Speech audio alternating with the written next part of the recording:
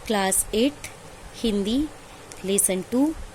कल हम लोग पढ़ रहे थे प्रेमचंद जी द्वारा लिखी गई कहानी ईदगाह। तो एक नज़र डाल लेते हैं कल पर कि कल हम लोगों ने क्या पढ़ा। हामिद और उसके दोस्त अपने अपने खिलौनों की प्रशंसा करते हैं और दो दल बन जाते हैं। एक तरफ हामिद अकेला होता है और दूसरी तरफ उसके सारे दोस्त, और अंत में हामिद के दोस्त उससे पराजित हो जाते हैं और वे अपनी हार स्वीकार करते हैं। फिर से पहले जैसी दोस्ती हो जाती है। तो अब देखिए आगे। 11 बजे सारे गांव में हलचल मच गई। मेले वाले आ गए। मोहसिन की छोटी बहन ने दौड़कर भिश्ती उसके हाथ से छीन लिया और मारे खुशी के जो उछली तो मियाँ भिश्ती नीचे आ गए और सुरलोक सिधार गए। सुरलोक मीन्स स्वर्ग सिधार गए। इस पर भाई बहन में मारपीट हुई।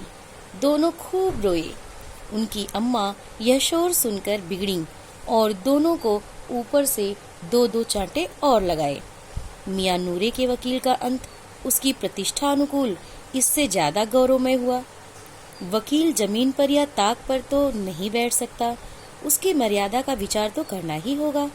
दीवार में 2 खूंटियां गाड़ी गईं। उन पर एक लकड़ी का पटरा रखा गया। पटरे पर कागज का कालीन बिछाया गया। वकील साहब राजा भोज की भांति सिंहासन पर विराजे।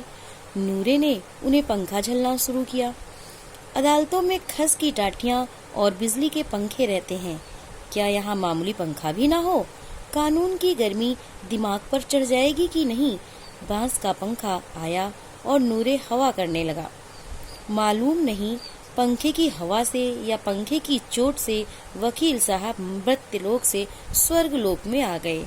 मृत्युलोक से मतलब संसार से स्वर्ग में आ गए और उनकी माटी का चोला जो वो मिट्टी से बने हुए थे, मिट्टी का बना खिलौना, उनका माटी का चोला माटी में मिल गया, मिट्टी में मिल गया।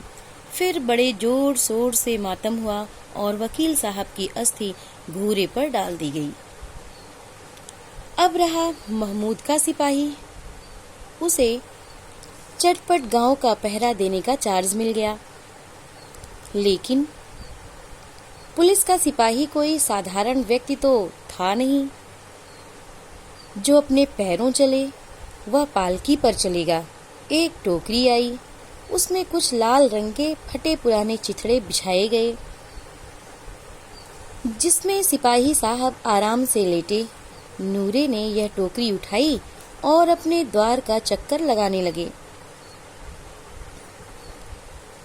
उनके दोनों छोटे भाई सिपाही की तरफ से छोने वाले जागते लहो पुकारते चलते हैं। अपनी तोतली भाषा में, अपनी तोतली आवाज में उनके दोनों छोटे भाई सिपाही की तरफ से छोने वाले जागते रहो पुकारते चलते हैं। मगर रात तो अंधेरी ही होनी चाहिए। महमूद को ठोकर लग जाती है।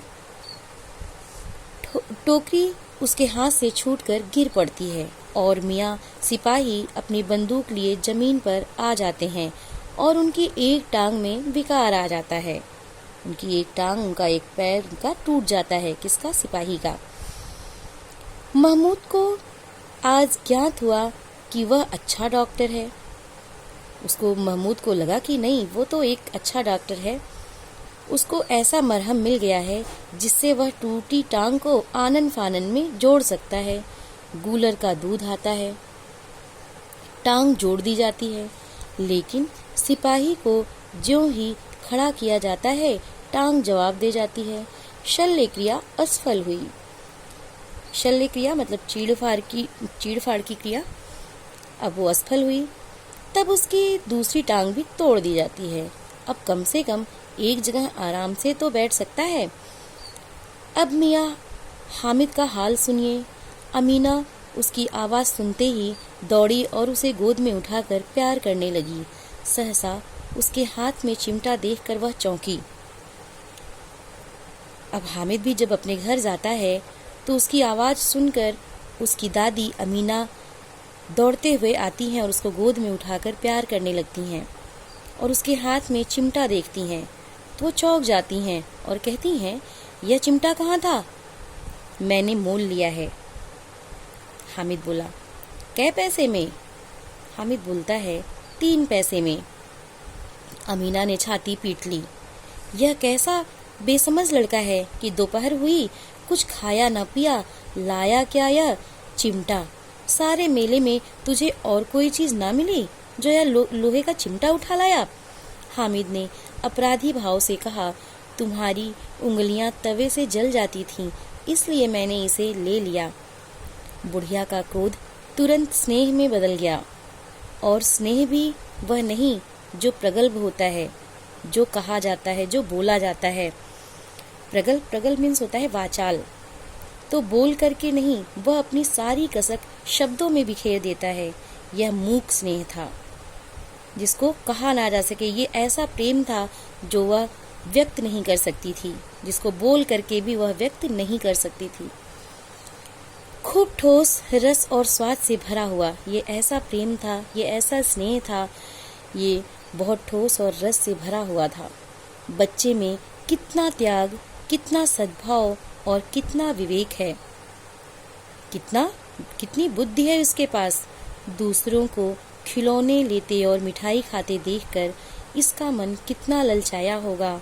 वो सोचती है कि दूसरे बच्चों को भी खिलौने लेते हुए, मिठाई खाते हुए इसका मन ललचाया होगा, लेकिन वह अपने लिए कुछ नहीं किया, मेरे लिए किया। उसकी दादी सोचती है, इतना जब्त इससे हुआ कैसे?